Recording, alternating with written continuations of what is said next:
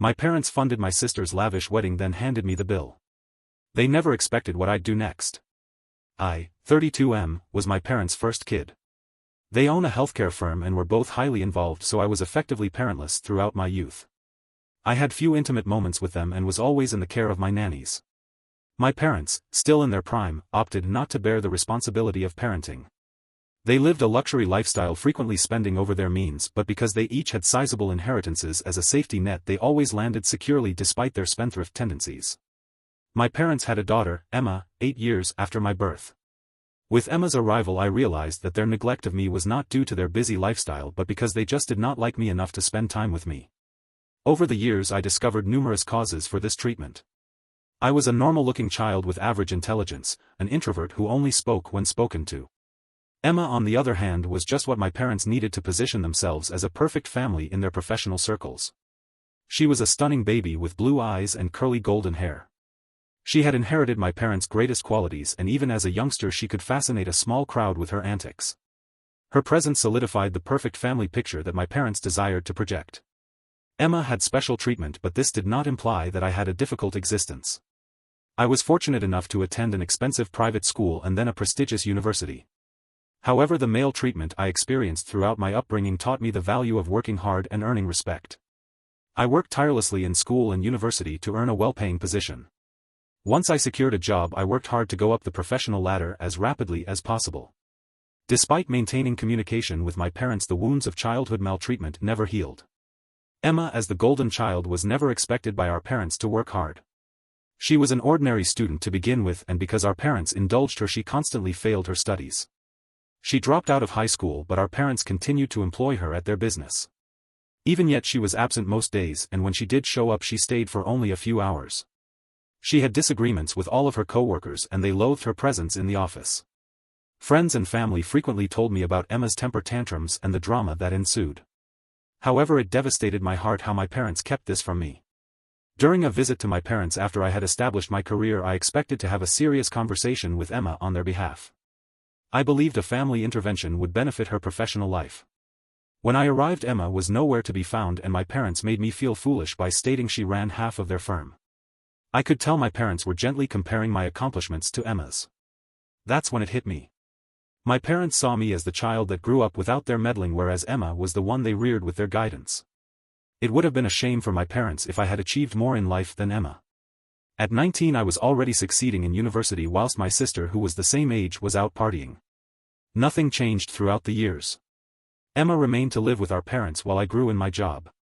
My relationship with Emma deteriorated during these years for reasons I did not fully understand. As her older brother, I attempted to comprehend what she was going through. Everyone except our parents contrasted her life to mine. She was continually told to follow in my footsteps and achieve success, but that was not her goal. These parallels compelled our parents to overcompensate by giving her undeserved advancements in their company and giving in to all of her demands. My sister was growing up without the ability to accept responsibility for anything which concerned me. However, I had no role in her life to intervene and advise her. My parents had already kicked me out of their lives since I outshone Emma at parties and family gatherings. Emma preferred it this way, so I established my own social group in the city where I lived. 2 years ago I met my wife Danielle. Danielle worked in the fashion sector, something I never envisioned myself being involved with. I had the worst fashion sense, and I still don't understand how a woman with such refined taste in fashion fell in love with me. Her presence in my life enhanced how I portrayed myself, improving my confidence. Strangely, the emptiness left by my parents, which had persisted since my early youth, has finally been filled. Danielle's presence in my life allowed me to discover aspects of my personality that I was previously unaware of. So it's not an exaggeration to state that she's the best thing that's ever happened to me. After a year of dating Danielle and I decided to marry. Because we both had a limited circle of close friends and family, we chose to have a lavish ceremony. We planned a destination wedding and after much study, debate and discussion chose Venice as our site. I won't go into detail about the wedding, but we paid for all of our invited guests' travel fees and hosted them in the best possible hotels. Most of our guests had never experienced a ceremony like this before. Emma urged me to purchase a ticket for her boyfriend as well, which I joyfully agreed to despite Danielle's advice to hesitate. Throughout the wedding I detected jealousy in Emma's eyes. She was frequently consoled by our mother. My parents were in awe of the wedding I had planned, but they kept their joy to themselves. Even before the wedding my family had ignored my attempts to arrange a family dinner with Danielle. They maintained this conduct even after the wedding. After a while I gave up trying. Around the same time I realized that my parents were badmouthing me to those around them. They informed others that I had taken their money to finish my studies and find a career just to abandon them in their old age. My father even stated that he would not leave me a dime of his fortune.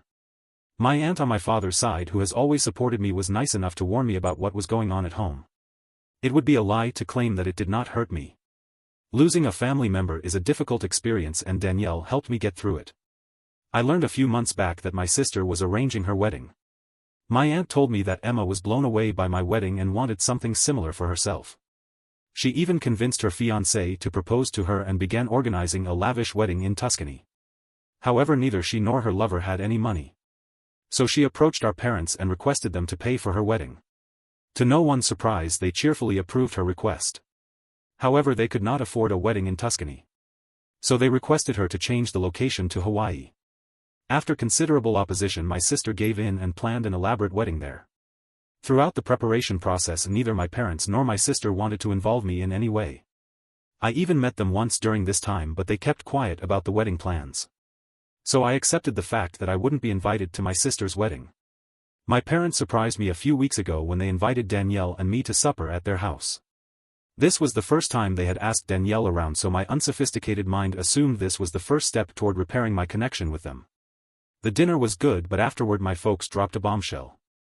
They informed me that they had incurred significant business losses and that an anticipated litigation loomed over their heads like the sword of Damocles. They could no longer afford my sister's wedding. They also couldn't let their golden child down. So they invited me over to see if I could help fund the expense of her wedding. The dinner was not an attempt to reconcile our differences. Rather, it was an opportunity for them to utilize me to make their favorite child happy. I was enraged on the inside, but without asking Danielle I accepted their offer. However, I had two conditions. First and foremost, I wanted complete control over the wedding style. Second, I wanted to give a speech at the wedding. They were startled because I wasn't normally the one to offer speeches. They didn't care as long as I helped them maintain the prestige of their favored child. Emma's wedding was far more crowded than my own. In addition to her acquaintances, family members from both sides of our parents' families were invited. This was an excellent opportunity to express myself, which is why I insisted on giving a speech. The wedding day eventually arrived and I could tell Emma was unsatisfied with the arrangements I had made. We had extremely different interests, and I knew that whatever I selected she would find a way to perceive it as a bad decision. But I was there for one reason: to deliver my speech. When the time came, I asked Danielle to videotape it. "Ladies and gentlemen," I said, "I want to take a moment to thank my parents for giving me the opportunity to speak today." My parents exchanged confused looks. They had expected me to speak about Emma, not them. "You see, for years my parents have ignored me," I went on. "They never supported me or treated me with the same love and affection that they did my sister. But now that they need anything from me, they creep back." As my remarks took effect, the room fell silent. My parents looked uncomfortable and Emma appeared to be about to cry. "But I'm not bitter," I added, smiling. "In fact, I am grateful.